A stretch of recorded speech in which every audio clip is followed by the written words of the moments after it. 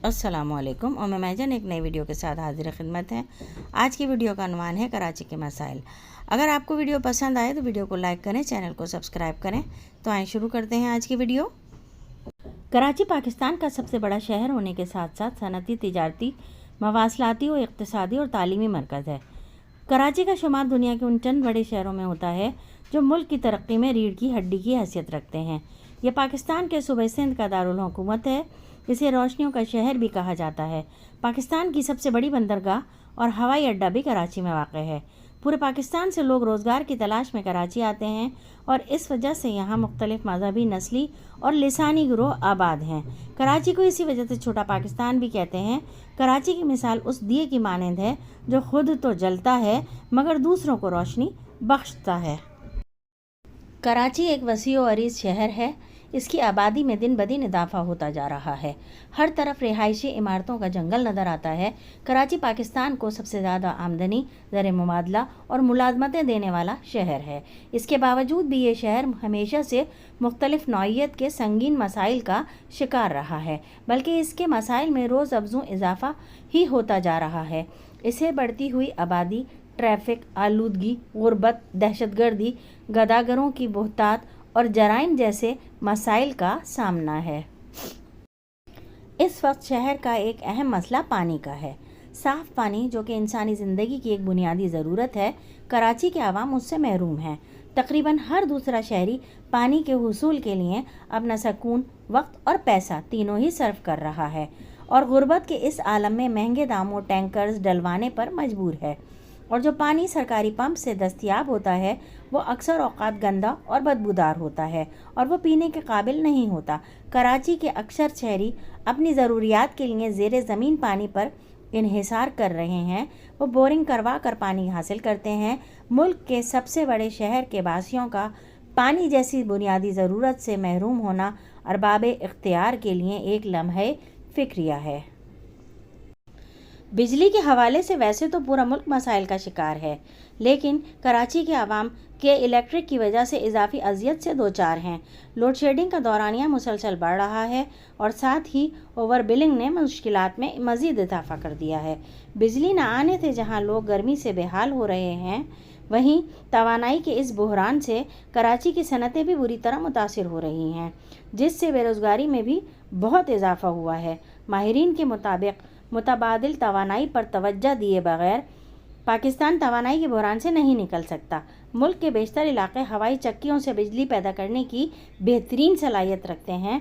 हवा के ज़रिए तकरीबन 3000 मेगावाट बिजली पैदा की जा सकती है और ये तरीक़ा दुनिया भर में काफ़ी मकबूल हो रहा है। पाकिस्तान में गैस बहरान ने गुज़िश्ता चंद सालों में शिद्दत इख्तियार की है। शहर के मुख्तलिफ़ इलाक़ों में गैस प्रेशर में कमी के बाइस शहरियों को मुश्किलात का सामना है। गैस की लोड शेडिंग का सिलसिला जारी है। गैस बहरान बेकाबू होने लगा, सनतें बंद हो रही हैं, घरेलू सार्फिन भी परेशान हैं।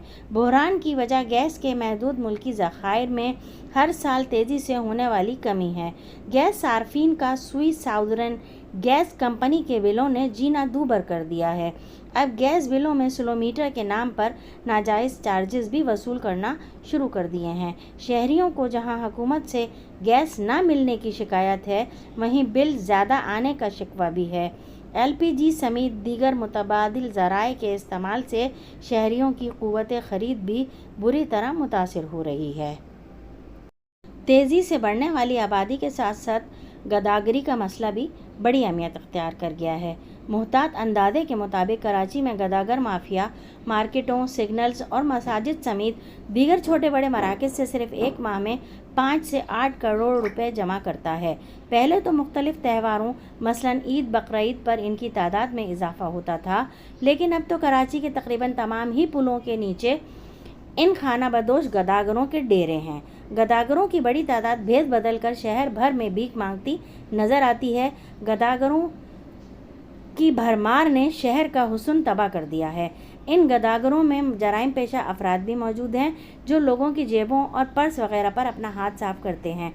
इस सिलसिले में हुकूमत की जानिब से किए जाने वाले इक़दामात का कोई खातिर ख्वाह नतीजा बरामद नहीं हुआ। ट्रांसपोर्ट के हवाले से भी कराची के अवाम मसाइल के शिकार हैं। ٹرانسپورٹ کے وسائل بہت محدود ہیں، عوام کو ضرورت کے مطابق آرام دہ ٹرانسپورٹ کی سہولت دستیاب نہیں۔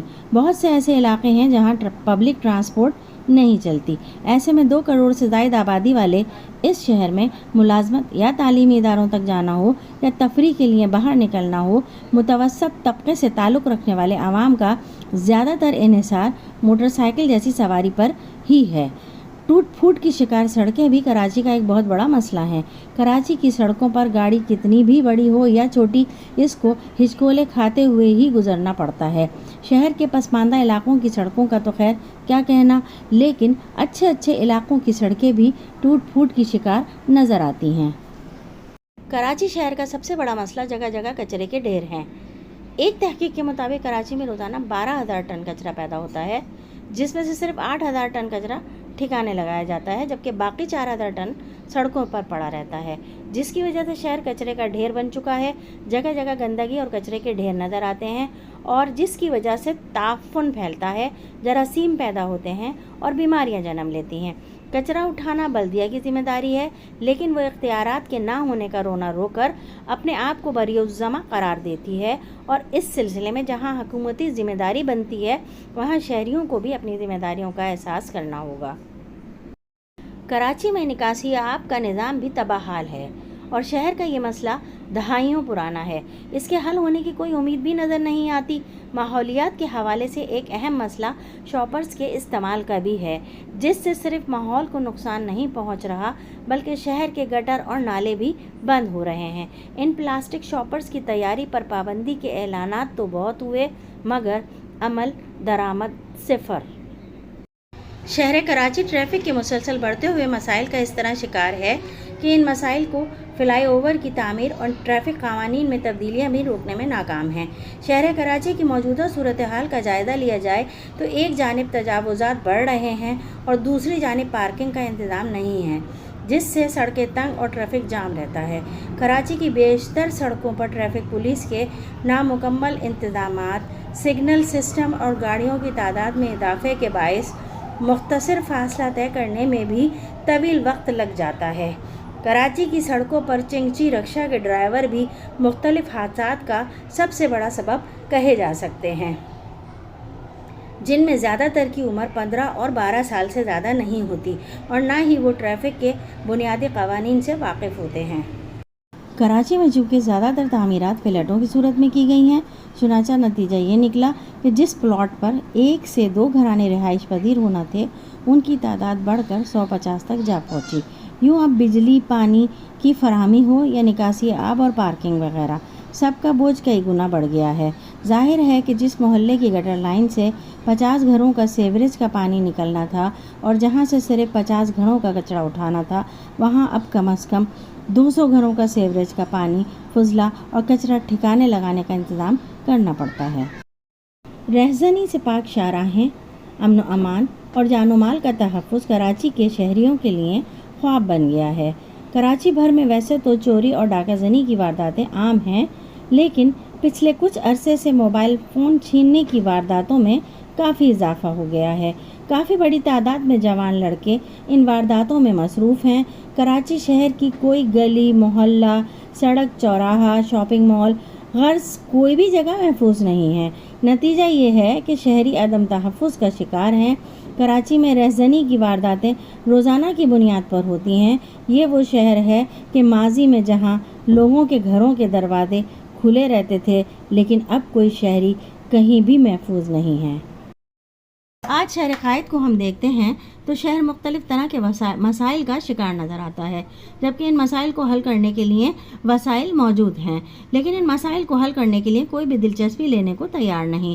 ہم اللہ کا شکر ادا کرتے ہیں کہ یہ آج بھی قتل و غارت، ڈاکہ زنی، جرائم کی آماجگاہ ہونے کے باوجود اپنے وجود کو نہ صرف قائم رکھے ہوئے ہے، بلکہ ترقی کی منازل طے کرنے پر تلا نظر آتا ہے۔